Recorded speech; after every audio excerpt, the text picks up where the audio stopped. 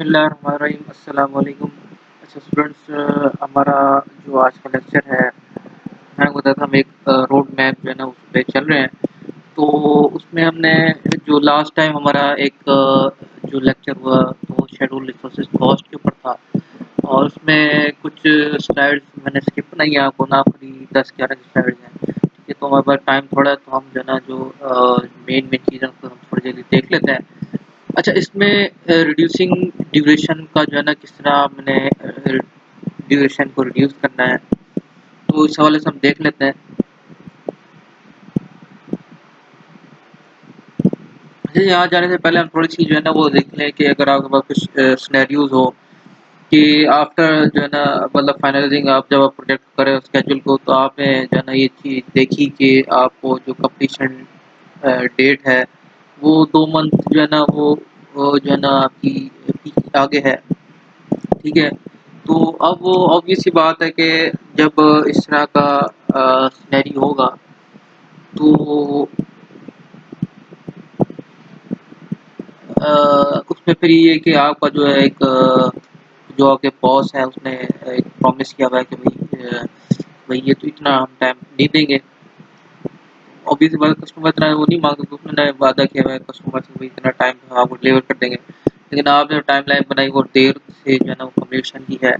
इसी तरह दूसरा सिनेरियो देखें, अगर 5 मंथ जो है ना आपके गुजर गए और आपने देखा कि आप 3 वीक्स ऑलरेडी जो है ना वो बिहाइंड जो है ना ड्रॉप डेट है उससे मतलब आगे चल रहे हैं,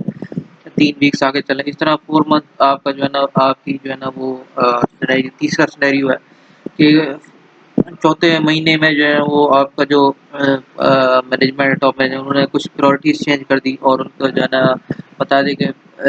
money money is not issue, आप जो है ना complete the project as soon as possible. इस तरह के सिनेरियोज में आपने अब क्या करना है, तो ये जितना भी हमारा आज का टॉपिक है वो इसी बारे में डिस्कशन है। कुछ हम अपने फिजिकल लेक्चर में करें, कुछ जो है ना यहाँ डिस्कस कर लेंगे। तो सबसे पहले जो है वो बात ही चलती है कि आपके पास बहुत सारे रीजंस होते हैं जिसकी वजह से आप अटेम्प्ट करते हैं ड्यूरेशन ऑफ पूरा प्रोजेक्ट। तो और इसका जो है वो ऑब्वियसली बात सबसे बड़ा जो इम्पोर्टेंट रीज़न है वो मार्केट है जो अपने चीज़ डिलीवर करनी है।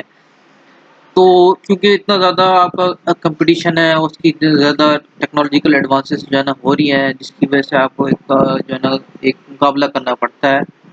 तो इसीलिए अब कंपनी जो है ना वो न्यू अपॉर्चुनिटीज देखती हैं और उनका जो है ना प्रोजेक्ट टीम को जो है ना वो दे दिया जाता है कि जो है ना न्यू प्रोडक्ट एंड सर्विस जो है ना वो मार्केट में लाएँ जो एक पिछली से जो है ना ज़्यादा अच्छी हो और प्राइस में भी कम हो। तो ऑब्वियस सी बात है कि इस इतनी ज़्यादा अब देख रहे हैं आप मोबाइल की मार्केट में, अगर आप चेक करें तो आपको पता होगा कि कितने नए-नए प्रोडक्ट्स आ रहे हैं और कितनी नई-नई डेवलपमेंट है। तो इसलिए जो है ना जो जो इंडस्ट्रीज़ के अंदर जो स्पीड है वो ख़ास तौर पे जो आपकी इलेक्ट्रॉनिक इंडस्ट्री है उसमें बहुत ज़्यादा मैटर करती है। एक रूल है जो रूल ऑफ थंब जिसको हम कहते हैं कि अगर आपके पास जो 6 मंथ अगर आप डिले कर देते हैं अपना प्रोडक्ट लेकर आने से, तो ये लॉस ऑफ मार्केट जो है ना अबाउट 35% तक आपको लॉस हो सकता है। तो एक रूल है इलेक्ट्रॉनिक्स के उसमें।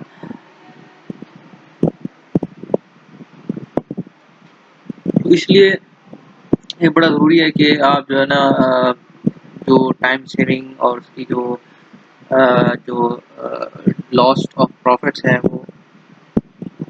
कैन एडिशनल कॉस्ट जो है ना उसमें उसको रिड्यूस कर सकते हैं अगर इन केस अगर आप थोड़ा सा उसको टाइम सेव कर लें और उसकी ड्यूरेशन कम कर लें। तो इसलिए ये बड़ा ज़रूरी है आज की जो जिस तरह का ज़माना है उसमें आपको जो है ना मार्केट की जो है ना हिसाब से आपने चलना है चीज़ों को लेके। ठीक है, तो अब आपका जो कॉमन रीज़न है वो मैंने बताया कि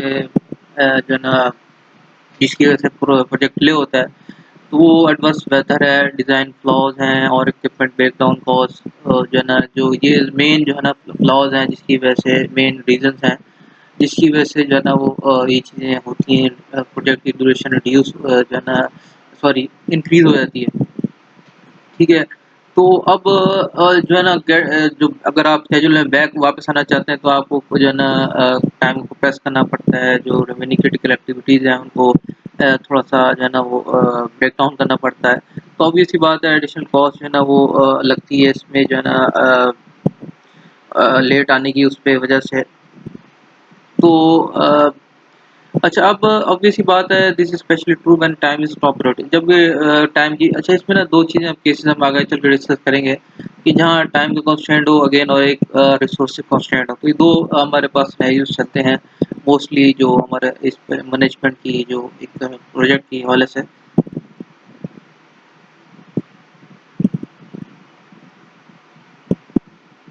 तो इन जो इंसेंटिव्स होते हैं कॉन्ट्रैक्ट्स के, वो रिडक्शन ऑफ प्रोजेक्ट टाइम में जो है ना मिलते हैं। बेसिकली आपको टाइम, जो प्रोजेक्ट टाइम वो रिड्यूस हो जाता है, और जो प्रोडक्ट कॉन्ट्रैक्टर ओनर दोनों को ही जो है ना रिवॉर्ड किए जाते हैं इंसेंटिव मुख्तलिफ, ताकि जो है ना जल्दी से जल्दी आपका जो है ना वो, जैसे कि यहाँ एग्जांपल है, कॉन्ट्रैक्टर जो है ना उसने एक जो ब्रिज है उसको जो लेक के ऊपर जा रहा है, 18 मंथ पहले ही उसने इसको कर लिया, और more than $6 million for early completion. तो उसको इतनी पैसे जो है ना इसी से मिले। तो अब वो भी सी बात है कि जिसकी वजह से एक डेडलॉक था, काफ़ी मसाइल थे, तो कम्युनिटी भी जो है ना इससे इस्तेफादा हासिल करेगी, और उसको भी फ़ायदा होगा, उनको भी इस हवाले से फ़ायदा होगा। ठीक है। अच्छा, अब इसमें जो आपके पास बात आती है कि ओवरहेड कॉस्ट जो है, अ, वो भी जो है ना आपकी कभी-कभार लग जाती है प्रोजेक्ट शुरू होने से पहले। तो इसमें जो है ना जो आपके पास डायरेक्ट कॉस्ट होती है, उसको जो है ना आपने कोशिश करना होता है शॉर्टिंग, जो है ना आप क्रिटिकल पाथ को है ना शॉर्ट कर दें, एज़ कम्पेयर टू जो है ना ओवरहेड कॉस्ट जो है ना उसकी सेविंग अगर आप करें। ठीक है, तो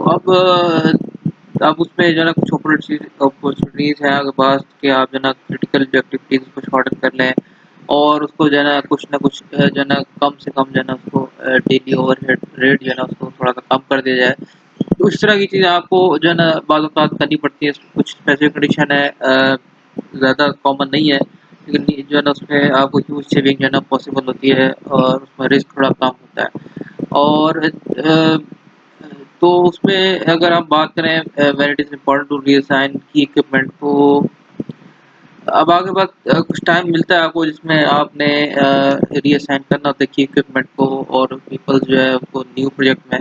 तो इस तरह के सब इसमें जो केसेस के अंदर आपको क्या है कि वो कॉस्ट जो है compressing the project can be compared. उसमें जो है आपको थोड़ा-सा ये नज़र आता है कि जो प्रोजेक्ट की कॉस्ट है वो कम हो रही है, और अपॉर्चुनिटी कॉस्ट जो है ना वो उसमें आपको मिल जाती है। मैंने बताया अपॉर्चुनिटी जो है आपको बाद औक़ात मिलती है, रिस्क का जो अल्टरनेट होता है, तो मतलब रिस्क का जो अपोज़िट होता है वो अपॉर्चुनिटी होती है। तो उससे जो है ना आपको बेनिफिट मिल जाता है बाद औक़ात जो है ना इन चीज़ों के साथ जो है ना वो करने के बाद। अच्छा, अब इसमें जो प्रोजेक्ट कंप्लीशन की अगर हम बात करें, तो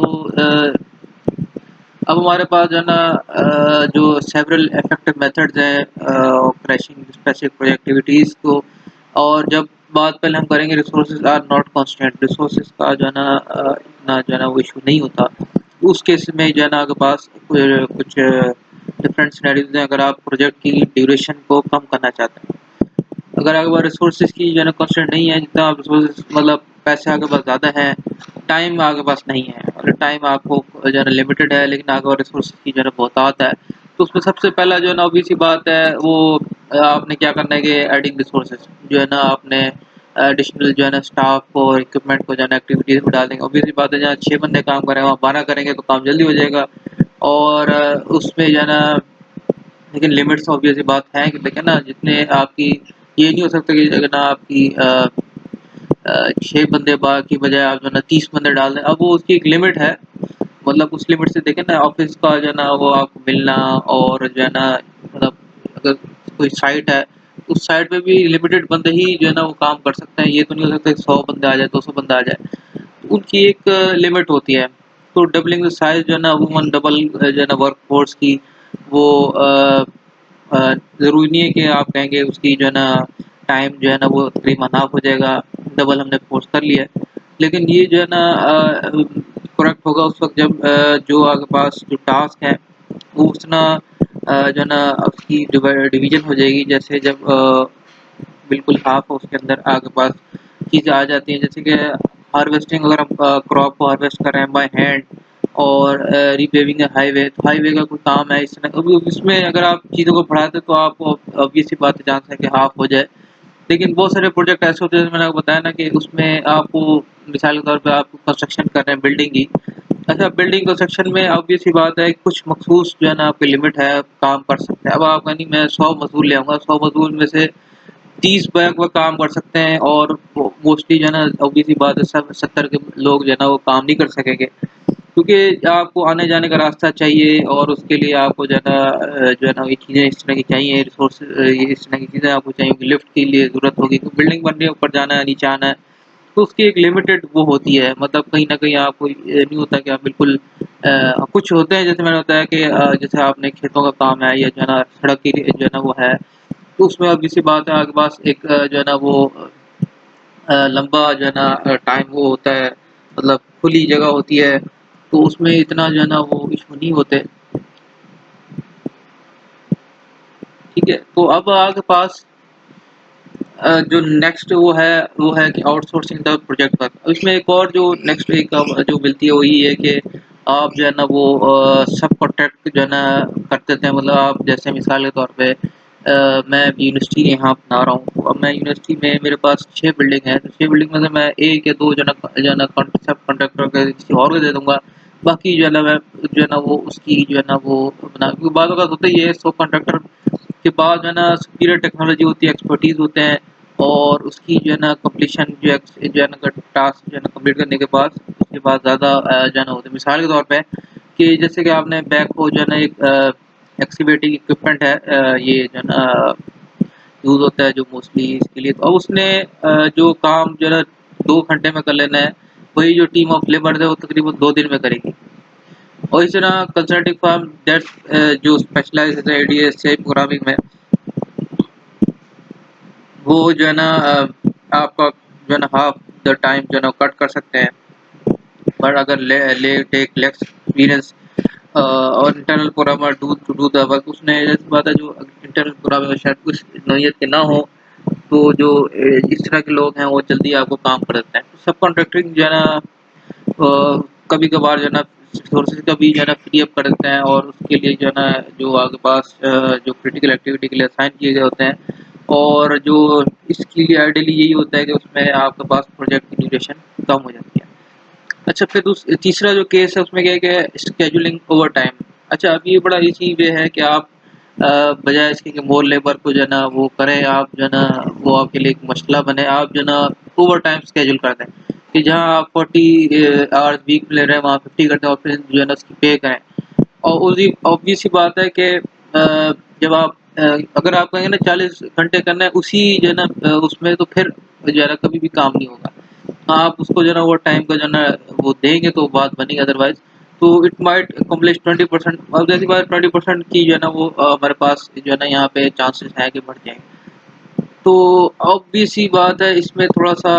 ये भी आपके पास ध्यान में डिसीजन रखनी चाहिए कि शेड्यूलिंग अगर आप कर रहे हो टाइम को, तो additional cost of coordination and communication जो है ना आपको बच जाएगी। मतलब आपने ज़्यादा बंदे ले लिए तो उसका आपको ज़्यादा ऑब्वियस बात है कम्युनिकेशन करनी पड़ेगी,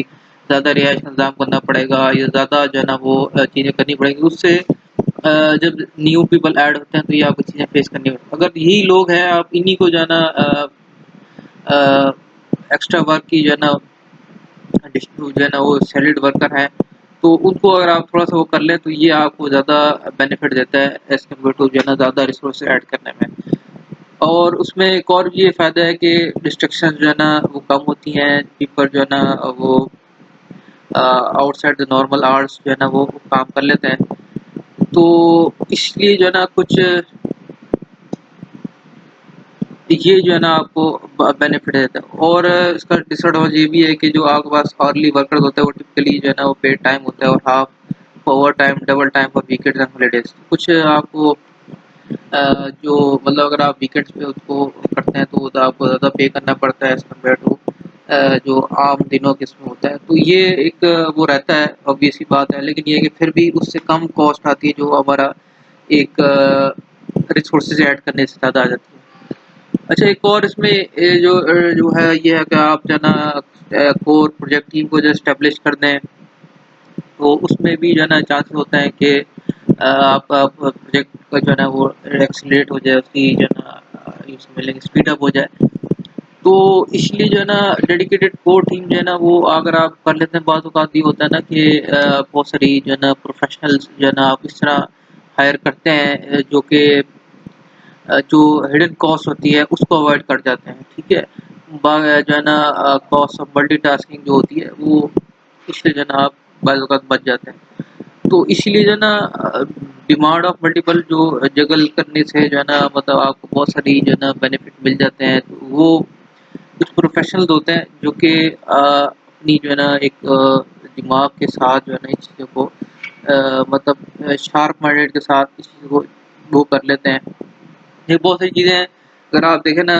मिसाल के तौर पे अगर आपने कोई प्रोजेक्ट ऐसा है आपके पास कि आपको जो है ना वो गवर्नमेंट से बार-बार जो है ना वो एक जो है ना स्टे लेना पड़ता है, या केसेस बाद औक़ात होते हैं ना, ऐसे केसेस होते हैं जो जिसकी वजह से लोग केस कर देते हैं, या आपको जो है ना एक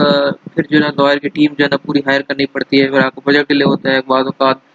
आपको जो है ना वो स्टे लेना पड़ जाता है, तो आपका प्रोजेक्ट रुका रहता है। तो आप पहले से ही ऐसे लोगों की जो है ना एक लॉयर की टीम लेके वो बना लेंगे कि भई इसको फिर स्टे नहीं हो सकेगा, या लोगों से पहले ही ले लेंगे, एक जो है ना इंटेंशन ले लेंगे, उनकी जो है ना एक साइन करवा लेंगे, उनसे एफिडेविट ले लेंगे। तो उनको जो है ना आप पहले से ही कंट्रोल कर लें तो फिर आपको इतने इश्यूज़ नहीं होते हैं। इसीलिए ना प्रोफ़ेशनल जो है ना जो है ना एक अनडिवाइडेड अटेंशन है वो स्पेसिफिक प्रोजेक्ट पे देते हैं, तो इसकी वजह से आपको बाद औक़ात ये चीज़ें वो जो है ना वो काबू में आ जाती हैं। इसी तरह बहुत सारे केसेस हो सकते हैं, मैंने तो आपको एग्ज़ाम्पल दिया है। और इसमें जैसे कि अगर हम बाद औक़ात होता है ना कि ड्राइंग बना रहे हैं, ड्राइंग में जो है ना हो सकता है कि जो है ना जो आप बना रहे हो वो आपको देर से बनाया जाए, या जो है ना जो आपने बंदा हायर किया है वो डिले करा हो चीज़ों को। तो आप ऐसे प्रोफ़ेशनल जो जल्दी-जल्दी बना लेंगे तो ऑब्वियस सी बात है फिर आपको जल्दी काम शुरू हो जाएगा, जल्दी काम शुरू होगा तो जल्दी प्रोजेक्ट कंप्लीट हो जाएगा।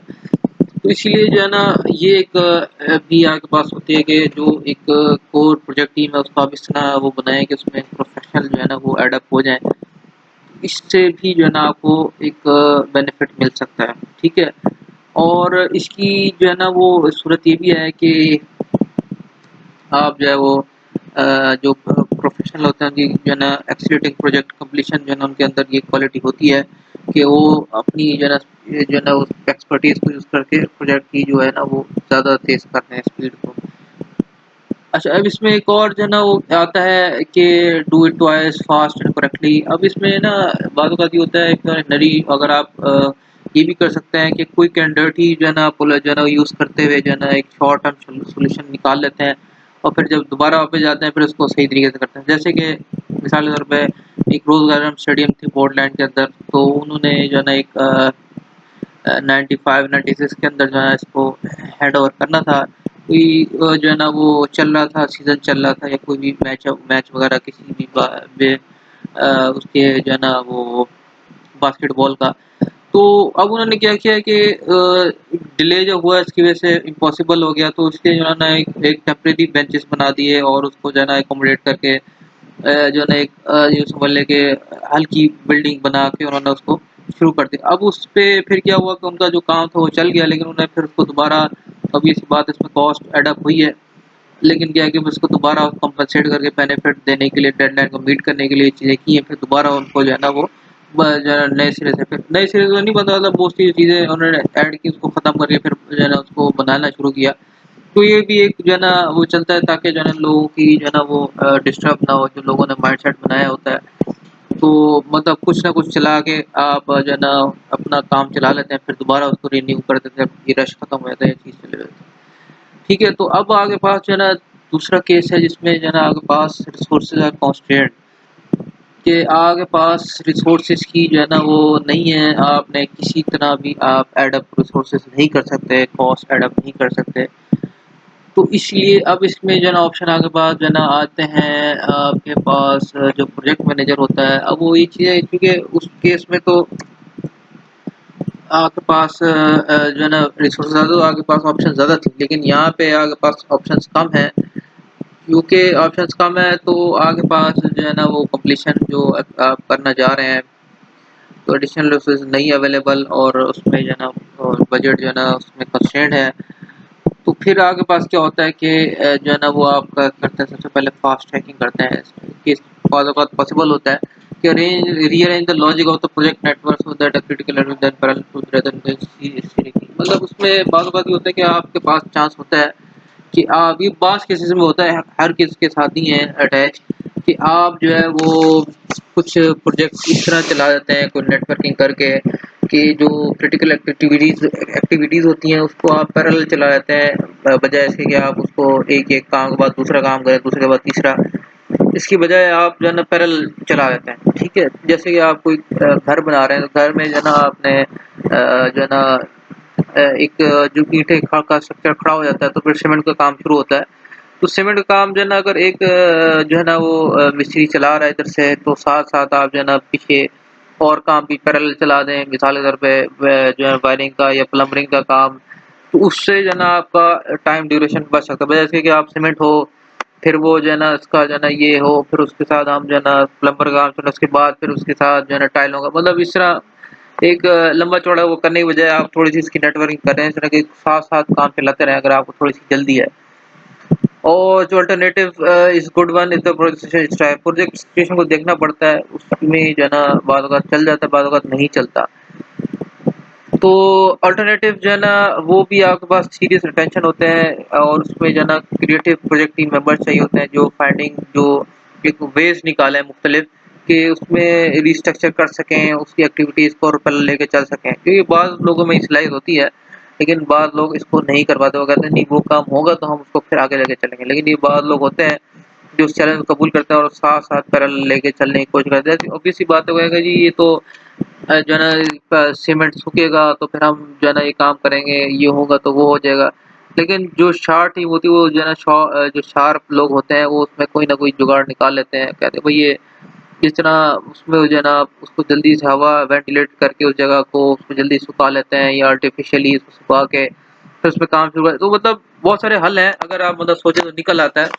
और अगर ना करने पे हो तो फिर नहीं निकलता। तो इसलिए हमने प्रीवियस चैप्टर में जो है ना एक मोस्ट कॉमन मेथड पढ़ा था स्ट्रक्चरिंग एक्टिविटीज़ का। तो वो यही था कि उसमें फिनिश टू स्टार्ट रिलेशनशिप है कि स्टार्ट टू स्टार्ट रिलेशनशिप मतलब एक है कि आप खत्म काम करने के बाद फिर दोबारा अगला रिलेशन पर एक ये कि स्टार्ट में ही जो है ना आप पैरेलल चला दें चीज़ों को एक एक बंदा इधर काम कर रहा है, एक बंदा उधर काम कर रहा है।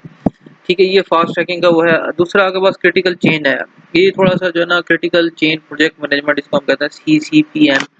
वो भी जो है ना इसी तरह की आपके पास जो है ना वो होता है कि आप एक जो है ना वो डिज़ाइन होता है इसी के प्रोजेक्ट कंप्लीशन को जल्दी करने के लिए। अब इसमें जो प्रीवियसली जो एक हमने जो पैनल जूरी जिसको हम कहते हैं, वो उसकी जो है ना उसकी एक वो रिस्ट्रिक्शंस होती हैं कुछ ना कुछ जो है ना वो उसमें लेकिन क्या है कि जो आपके पास सीसीपीएम प्रिंसिपल्स हैं,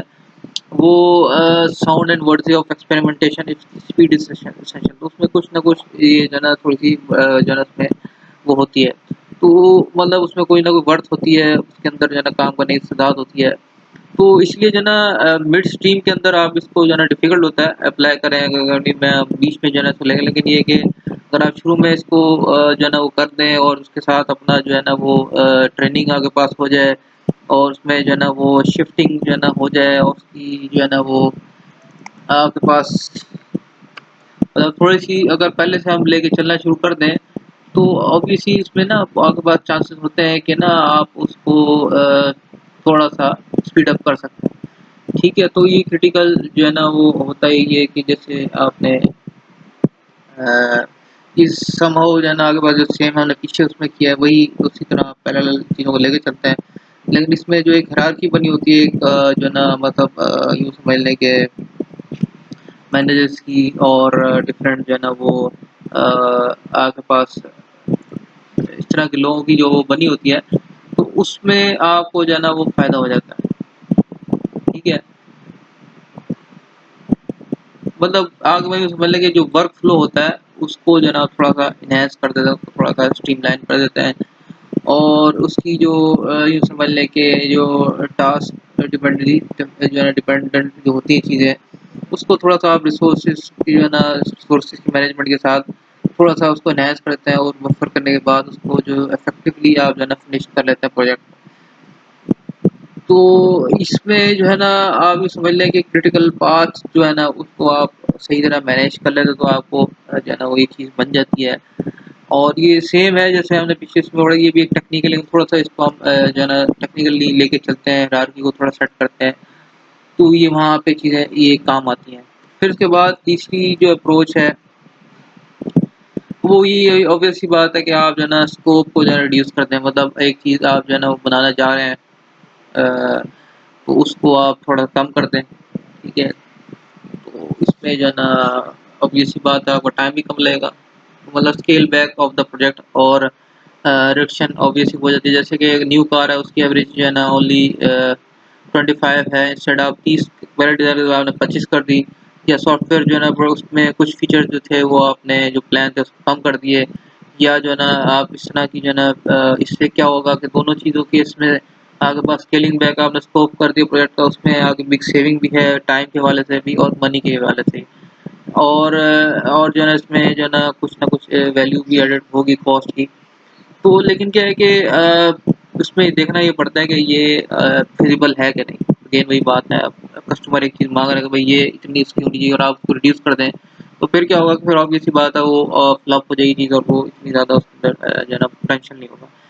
तो इसीलिए जो प्रोडक्ट स्केप है विदाउट रीजनिंग वैल्यू इसको थोड़ा क्रिटिकल करना है कि उसकी वैल्यू भी जो है रिड्यूस ना हो, उसका स्कोप भी रिड्यूस हो जाए। तो ये जो है ना एक बड़ा मुश्किल टास्क होता है और ये इसमें समझ लें कि ट्रू स्पेसिफिक के साथ प्रोजेक्ट रहे, तो ये थोड़ा-सा अगर हो जाए तो ये सबसे बेस्ट वो होती है अप्रोच होती है जिसमें जो है ना आपको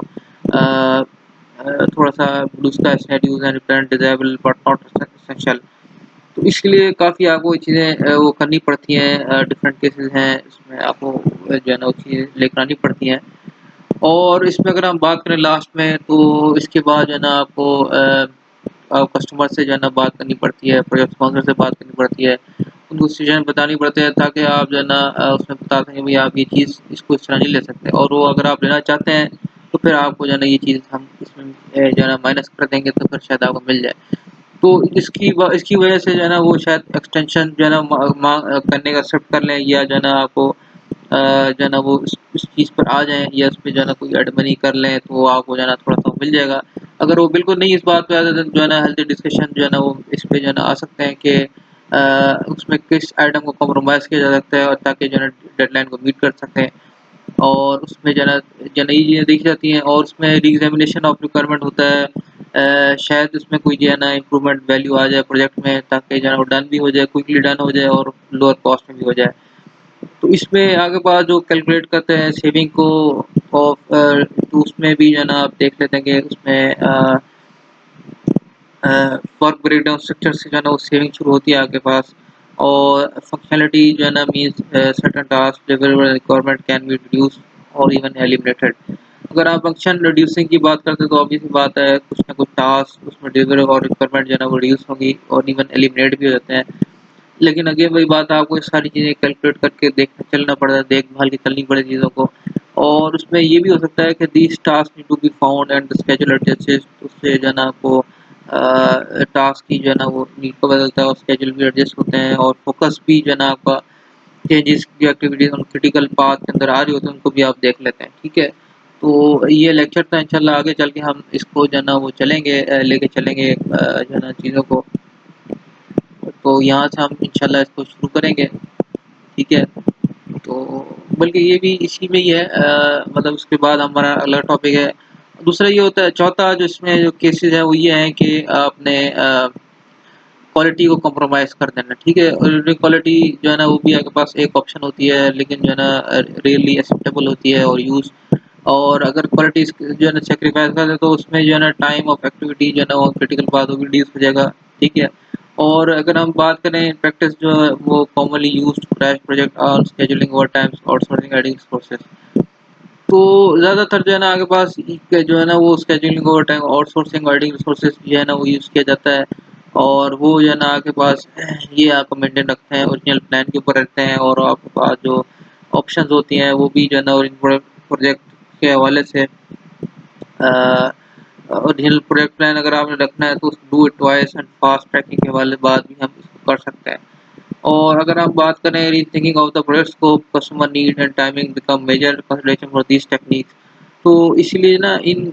जो है ना प्रोजेक्ट स्कोप और कस्टमर नीड को अगर आप कॉम्प्रोमाइज़ करते हैं तो वो काफ़ी चीज़ों को सोचना पड़ता है, फिर जाके ये चीज़ें वजूद में आती हैं, अदरवाइज़ बड़ा मुश्किल होता है। ठीक है, तो इस हवाले से हमने बात की है कि आपने किस तरह प्रोजेक्ट ड्यूरेशन कम करनी है। कोई भी कोई क्वेश्चन हो, किसी हवाले से कोई चीज़ ना समझ आई हो, तो इंशाल्लाह मेरे से पूछ लीजिएगा। अगले इंशाल्लाह फिज़िकल लेक्चर में आपसे मुलाकात होगी। सलाम अलैकुम।